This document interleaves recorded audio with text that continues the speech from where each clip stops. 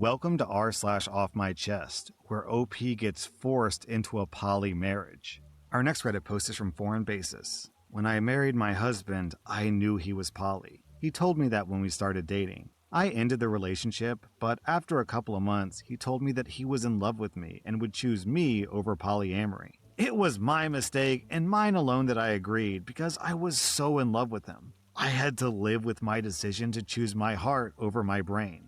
I've paid now with 3 of my best years taken from me. I can't even recognize the graying woman that I look at in the mirror. When we had our second child 3 years ago, he told me that he wanted to be poly again. I refused and cried and raged, and he said that this was already decided and I could leave if I wanted. I had just given birth and had a 1-year-old. He made all the money because he told me to focus on my studies instead. One day, he came home with girlfriend number 1 to introduce her to me. My world shattered. 6 months later, he introduced girlfriend number 2. I knew nothing about that world or the rules, and I probably still don't know because couples make their own rules and boundaries from what I understood. All I know is that after he introduced girlfriend number 1, it felt like my soul left my body and I was watching from the sideline. I just went through the motion and agreed to everything like I was in a haze. He said I didn't need to have any contact with him. He will never get a new girlfriend behind my back and always tell me the truth. He also said that we, the women, are the ones to plan dates and decided who he spent time with and when. I was in a group chat with them, and I basically never put my name into the planning.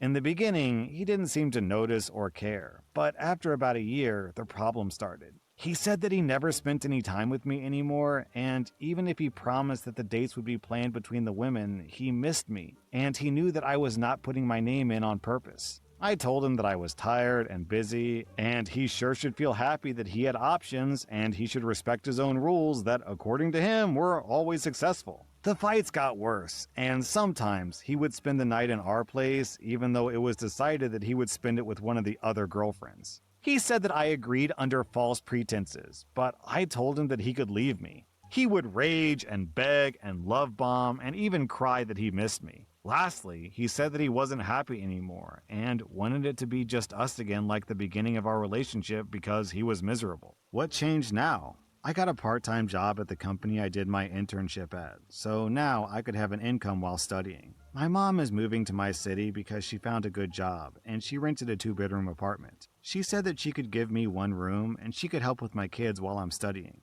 Suddenly, I have no worries about rent and finances, and I'm graduating this summer. I've sent my husband an email telling him that I'm leaving. He's away on vacation, and when he comes home, I'll be gone. Pray for me after 3 years of a constant nightmare. I feel like I can unite with my soul again and wake up from this haze.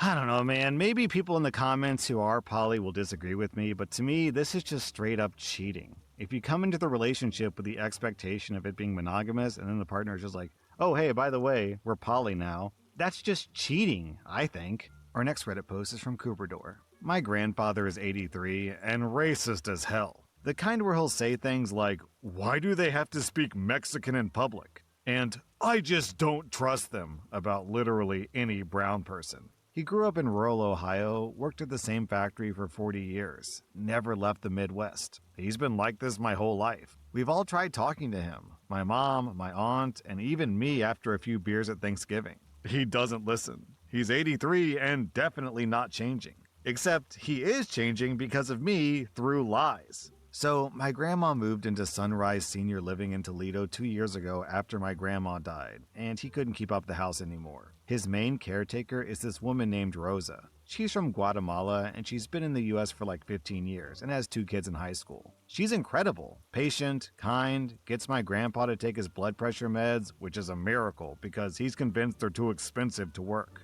He was cold to her at first. You could tell that it was a race thing. He talked to the white nurses fine, but with Rosa it was one-word answers and no eye contact. One day I'm visiting. It's a Sunday. I brought him those butter cookies from Costco that he likes. Rosa brings him his lunch, a turkey sandwich, apple juice, and a little cup of pills. He just grunts at her and doesn't say thank you. I've watched this man thank waitresses at Bob Evans his whole life. He just won't do it for her. So after she leaves I said, Grandpa, you should say thank you in Spanish. She'd really appreciate it. And he goes, I'm not learning Mexican. And I don't know what possessed me, but I said, it's easy. You just say, te quiero. It means thank you. To be clear, te quiero doesn't mean thank you. Te quiero means I love you. He practiced it like 3 times. Te quiero! And his accent is awful. I told him it was perfect. He said it to her the next day. She looked confused for a second, then looked at me. I was sitting by the window pretending to read a People magazine, and I just slightly shook my head. She understood immediately. This woman is a saint. She just smiled and said, de nada, and walked out. That was 2 years ago. I visit every Sunday, and I've been teaching him fake Spanish ever since. Here's his current vocabulary. He thinks te quiero means thank you, but it actually means I love you. He thinks eres mi familia means good morning, but it actually means you are my family. He thinks mi corazón means excuse me, but it actually means my heart. He thinks que Dios te bendiga means see you later, but it actually means God bless you. He thinks eres un ángel means sorry, but it actually means you're an angel. So now, multiple times a day, my racist grandfather looks his Guatemalan caretaker in the eyes and says things like, you're my family, you're an angel, I love you, thinking he's just being basically polite. And here's the thing, it's working. Like something shifted. I don't know if it's because he's saying these words out loud, even without knowing what they mean, or if Rosa started being warmer to him because she thinks it's hilarious, but he's different with her now.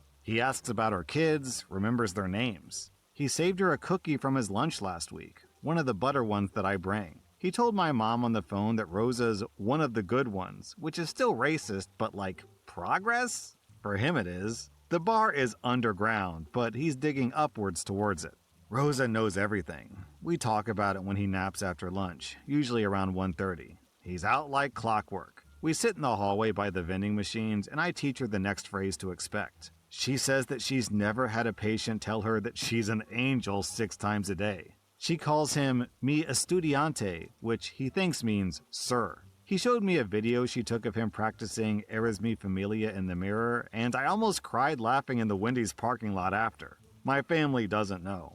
My mom visits on weekends and just thinks Grandpa's mellowing out in his old age. My aunt thinks the facility is doing something right. They don't know it's because I've tricked him into speaking love to a woman he would have ignored 2 years ago. My only fear is he goes to the dining hall and tries his Spanish on someone else. Or my cousin brings her boyfriend who actually speaks Spanish and Grandpa thanks him by saying, I love you, my heart. I'll deal with that when it happens. You know, when I was in middle school, early high school, I confused the 2 phrases que pasa with mi casa es su casa, and I thought the phrase was que pasa mi casa, which means what is up, my house? And I would say that to people until someone who understood Spanish corrected me, and I felt like an idiot. Our next Reddit post is from Pain Slips Again. So last year, I randomly get added to a WhatsApp group from an unknown number. I didn't care about it much at first, since getting added to a group you have no idea about is not something extraordinary. It was a group called Smith Family Chat with like 14 people in it. I assume it's spam.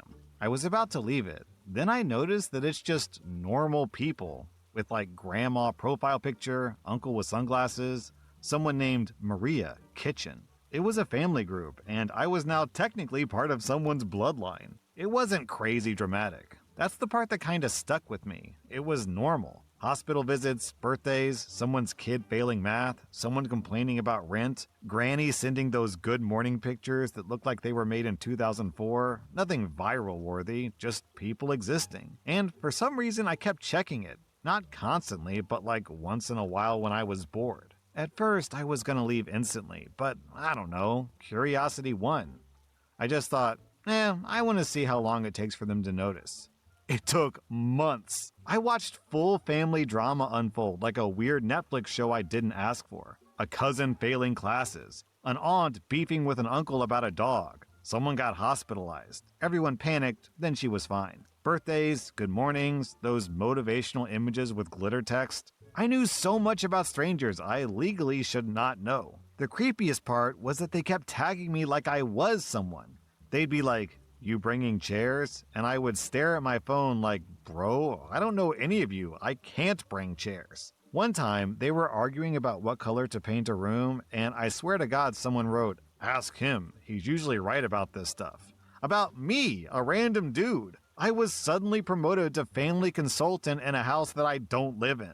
I never said a word the entire time. Total ghost, just watched. Which sounds creepy, but I don't know, I didn't feel like spying. More like falling into a parallel universe by accident and refusing to leave because it's interesting. And the funniest, weirdest part is literally nobody ever questioned it, like at all. Months went by and nobody went, "Hey, why is he never replying?" Or, "Is he even reading this?" Nothing. If they really thought that I was part of the family, you'd expect at least one person to poke me like, "Bro, you alive?" But nope. And that kinda messed with me. Like, either they barely talked to that actual person in real life anyway, or they just collectively decided, he's quiet, whatever. Which is somehow sadder. I kept thinking about the real guy whose spot I accidentally stole. Does he know he's supposed to be in here? Does he know they're planning stuff without him? Does he feel left out? I honestly felt guilty sometimes, like I kidnapped a spot in someone's family without meaning to. But I kept going, cause I enjoyed listening to a bunch of strangers talking about their daily life. 7 months pass, and then one day someone finally asks, "Wait, who is this number?" Then like 6 messages of, "Who? Who added?" I panic, apologize, say wrong number, and immediately got removed. That's it.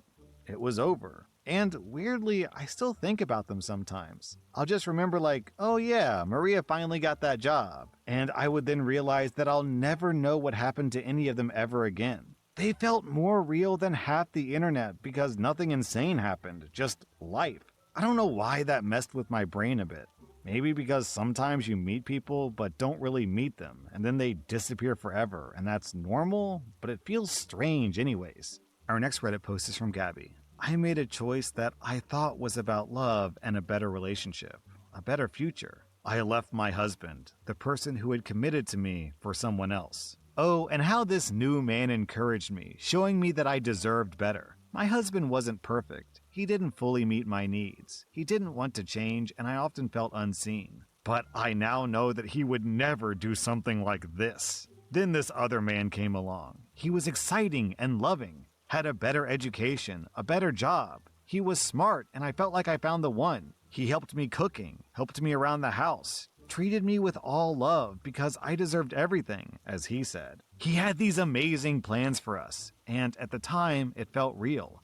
A house, a baby, a life together. We rented a house, bought a car, personalized our living room, our bedroom, got kitchen appliances, everything. It felt like we were building a life together, and I trusted it completely. We were long distance and trying to find ways for me to move or him to join. He packed everything and brought it over, from another country. But now, he's gone after 8 months. Suddenly, the future we built in my mind doesn't exist. He tells me our age gap is too much, that he doesn't see a future without losing himself, that he stopped doing the things he enjoyed because he wanted to talk to me. He says the relationship with his daughter is bad because he gave me too much attention. I'm just shocked. But this is karma. He's far away and he doesn't talk much. Slowly, I'm starting to realize that maybe this is just a way for him to make leaving easier. I left a committed relationship for someone who ultimately isn't willing to fight for us in the end. And now I'm here, heartbroken, trying to figure out how to live with my choice, my sadness, and the painful realization. Well, OP, easy come, easy go, as they say. Our next Reddit post is from Legal Membership.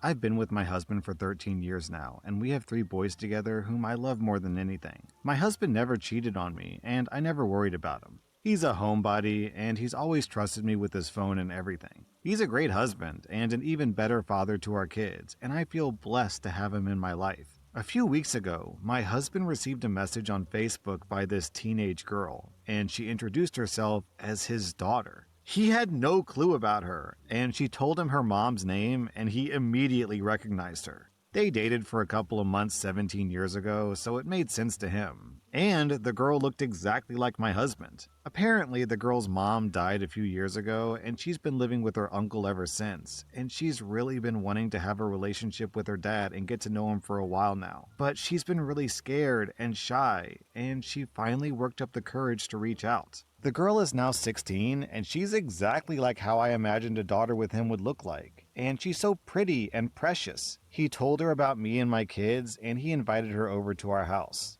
She and her uncle live half an hour away from us. 2 weeks ago, she came with her uncle and we met. She was so pretty in real life and she was so shy. We sat and we talked for hours. She met our kids and us. My husband hugged and kissed her, and she let me hug her too. She said she liked it, and we've been talking to her every day since. My husband loves her and wants her to move in, and I'd honestly love that. I absolutely love kids, and I've always wanted a daughter. I know she isn't my daughter technically, but I'd love her like one if she lets me. She's so pretty, and she's been through so much BS already at her very young age, it's unfair. And I just know that he would be a great girl dad to her. It honestly just makes me sad that we didn't find out about her sooner. I'm so excited for whatever comes next now. That was our slash off my chest, and if you like this content, check out my podcast where I publish the exact same episodes. Also, hit that subscribe button because I put out new Reddit episodes every single day.